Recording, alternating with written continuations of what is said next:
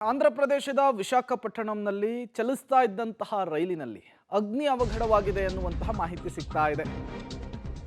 Tata Ernakulam express ರೈಲಿನಲ್ಲಾದಂತಹ ಅಗ್ನಿ ಅವಘಡ ಇದು. ಆಂಧ್ರ ಪ್ರದೇಶದ ವಿಶಾಖಪಟ್ಟಣಂ ಜಿಲ್ಲೆಯ ಅನಕಪಾಲಿ ಎಂಬಲ್ಲಿ ಘಟನೆ ನಡೆದಿದೆ. ದುರ್ಘಟನೆಯಲ್ಲಿ ಓರ್ವ ಪ್ರಯಾಣಿಕ ಸಜೀವವಾಗಿ ದಹನವಾಗಿದ್ದಾನೆ. ವಿಜಯವಾಡ ಚಂದ್ರಶೇಖರ್ ಸುಂದರ್ ಮೃತ ದುರ್ದೈವಿ ಅಂತೇಳಿ ಗುರುತಿಸಲಾಗಿದೆ. ಸುಮಾರು 2,000 ಜನ ಪ್ರಯಾಣಿಕರಿದ್ದಂತಹ ರೈಲಿನಲ್ಲಿ ಈ ಅಗ್ನಿ ಅವಘಡ ಆಗಿದೆ. ರೈಲಿನ ಬ್ರೇಕ್ ಜಾಮ್ ಆಗಿ ಬೆಂಕಿ ಹೊತ್ತುಕೊಂಡಿದೆ. ತಡರಾತ್ರಿ 1:30 ಸುಮಾರಿಗೆ ಈ ಘಟನೆ ನಡೆದಿದೆ ಅನ್ನೋದು ಗೊತ್ತಾಗ್ತಾ ಇದೆ. ವಿಶಾಖಪಟ್ಟಣಂ ವಿಜಯವಾಡ ಮಾರ್ಗದಲ್ಲಿ ರೈಲು ಸಂಚರಿಸ್ತಾ ಇದ್ದಂತಹ ಸಂದರ್ಭದಲ್ಲಿ ಇದ್ದಕ್ಕಿದ್ದ ಹಾಗೆ ಬೆಂಕಿ ಕಾಣಿಸಿಕೊಂಡಿರುವಂಥದ್ದು. ತಾಂತ್ರಿಕ ಕಾರಣಕ್ಕೆ ಕಾಣಿಸಿಕೊಂಡಂತಹ ಬೆಂಕಿ ಕ್ಷಣಾರ್ಧದಲ್ಲಿಯೇ ರೈಲಿನ ಹಲವು ಬೋಗಿಗಳಿಗೂ ಕೂಡ ಆವರಿಸಿಕೊಂಡಿತ್ತು.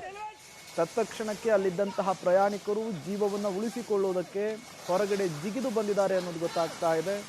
ಈ ಅವಘಡದಲ್ಲಿ ವ್ಯಕ್ತಿಯೊಬ್ಬ ಸಿಲುಕಿಕೊಂಡು ಸುಟ್ಟು ಕರಕಲಾಗಿದ್ದಾನೆ ಅನ್ನೋದು ಗೊತ್ತಾಗ್ತಾ ಇದೆ.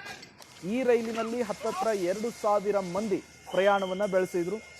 ಬ್ರೇಕ್ ಜಾಮ್ ಆಗಿ ರೈಲಿನ ಬ್ರೇಕ್ ಜಾಮ್ ಆಗಿ ಸಣ್ಣದಾಗಿ ಬೆಂಕಿ ಕಾಣಿಸ್ಕೊಂಡು ಕ್ಷಣಾರ್ಧದಲ್ಲಿಯೇ ಅದು ರೈಲಿನ ಹಲವು ಬೋಗಿಗಳಿಗೆ ವ್ಯಾಪಿಸಿಕೊಂಡು ಈ ಅವಘಡ ಸಂಭವಿಸಿದೆ.